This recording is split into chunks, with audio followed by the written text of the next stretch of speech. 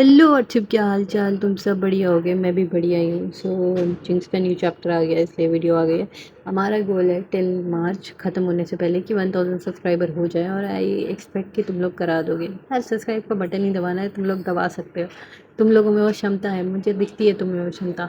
तो तुम दबाना एंड सब्सक्राइब का button, and let's just get back to the video. तो हम देखते हैं कि जे क्योंग और डॉक्टर डैन साथ में हॉस्पिटल में आ रहे होते हैं, जहाँ पर जे क्योंग जैसे ही घुसता है तो एक अटेंडेंट जो होती है उनसे पूछने लगती है कि ये सारी कॉपी आपको साइन करनी है। ये फिर से आ गए तो डॉक्टर डैन भी देख रहा होता है। जे क्योंग बोलता है कितनी सारे लोग रहते हैं इस गांव में जो मुझे फिर से ये कॉपियाँ साइन करनी पड़ेगी, ऑटोग्राफ के लिए वो बोल रहे हैं, ठीक है। तो यही सब बातें चल रही होती हैं, और जे क्योंग जो है क्या नाम है दादी के पास चला जाता है, और डॉक्टर डैन जो है डॉक्टर के पास अपनी दादी की हेल्थ की ओवरव्यू लेने के लिए कि उनकी हेल्थ कैसे चल रही है। तो दादी जो है वो बोलती है कि जे क्योंग तुम कितना अच्छा खेलते हो मैच में, मैंने तुम्हें देखा, तुम्हारी वजह से मुझे, तुम अपने काम में कितने बेहतर हो, तुम्हारी वजह से मुझे एक आशा मिलती है। तो जे क्योंग खुश हो जाता है, वो कहता है अच्छा फिर तो मुझे और बढ़िया खेलना होगा। और ऐसी वो बातें कर रही होती है। वो बोलता है तुम्हें पता है जे क्योंग, मेरा बेटा, मेरा बच्चा, मेरा डॉक्टर डैन बचपन से ही बहुत प्यारा बच्चा रहा है, बहुत अच्छा बच्चा रहा है। मैं चाहती हूँ वो हमेशा खुश रहे, और तुम भी। और तुम्हें चलो मैं दिखाती हूँ उसकी बचपन की पिक्चर। तुमने देखी है मेरा डॉक्टर डैन बचपन में कितना प्यारा था। कोई भी नहीं बोल पाता था कि ये लड़का है, सब सोचते थे ये लड़की है। इतना प्यारा और इतना क्यूट था मेरा डॉक्टर डैन। तो जे क्योंग बोलता है हाँ मैंने एक पिक देखी है आपके घर में आपके साथ। तो कहता है कोई नहीं, जाओ अलमीरा में और रखी हुई है, निकालो, मैं दिखाती हूँ। तो और पिक्स जो रहती हैं वो जे क्योंग और दादी मिलके देखने लगती हैं कि देखो ये जे क्योंग डॉक्टर डैन बचपन से ही बहुत प्यारा बच्चा रहा है, बहुत अच्छा बच्चा रहा है। और फिर वो कहने लगती हैं कि जे क्योंग का ना तुम ध्यान रखना, और तुम अपना भी ध्यान रखना, ठीक है। और जे क्योंग तो बिज़ी होता है पिक्चर लेने में उसी की, डॉक्टर डैन की बचपन की। और ऐसे ही टाइम पे जब वो लोग बातें कर रहे होते हैं, वैसे ही डॉक्टर डैन आ जाता है और वो कहता है दादी आप ठीक हो? तो कहते हैं हाँ मैं ठीक हूँ। वो कहती है चलो हम बाहर चलते हैं, ठीक है, मुझे यहाँ पर बोर हो रहा है। तो डॉक्टर डैन कहता है नहीं दादी, आप सो जाइए, आज आपका टाइम नहीं है, आप कभी और चलेंगे हम। और डॉक्टर डैन की आंखें ना थोड़ी रोई रोई जैसी लगती है। तो उसमें एक सीन दिखाया जाता है जहाँ पर डॉक्टर डैन जो है बैठ के डॉक्टर से बातें कर रहे हैं, और मे बी नॉट गुड। जो जितना भी ओवरव्यू उस डॉक्टर ने दिया है दादी के हेल्थ पे वो अच्छा नहीं है, इसलिए डॉक्टर डैन रो कर आया है यहाँ पे। और ये चीज़ देख लेता है जे क्योंग।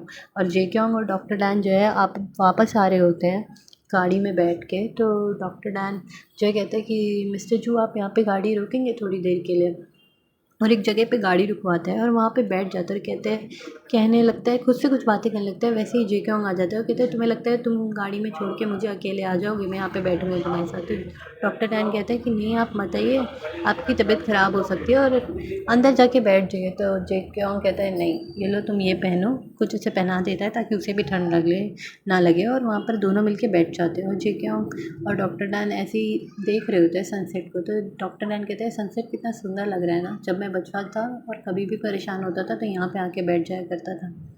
तो जे क्यों कहता है अच्छा क्या हुआ? कहता है डॉक्टर डैन कहने लगता है कि बचपन से ना मेरी कोई फैमिली रही है ना कोई कुछ भी, मेरी आखिरी उम्मीद दादी थी, उन्हीं की वजह से मैं जी रहा हूँ। अब वो भी ख़त्म हो जाएंगी तो मुझे समझ नहीं आता मैं कैसे अपने आप को ज़िंदा रखूँगा।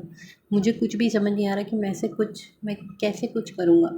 तो जे क्यों ये सब सुन रहा होता है। जे क्यों कहते हैं बचपन में मेरा एक दोस्त था जिसकी एक ना माँ थी ना बाप था, कुछ भी नहीं था। उसने मेहनत की, पूरी कोशिश की, अपना एक सपना बनाया, और उसी सपने को की आशा रख के अपनी ज़िंदगी को बढ़ाता गया कि उसी सपना ही वही सपना उसे पाना है, और वही उसकी ज़िंदगी का गोल है जिसकी वजह से उसने ज़िंदगी जी। तो जे क्योंग ये सब बोल रहा होता है। तो डॉक्टर नैन कहता है मिस्टर जू वो दोस्त आप तो नहीं है? तो जे क्योंग कहता है क्या बकवास कर रहे हो? कहते हैं मुझे आपकी स्टोरी कोच ने बता दी थी। तो वो कहने चिल्लाने लगते हैं कि ये कोच तुम हर इंसान को मेरी जाके स्टोरी क्यों सुना रहा है?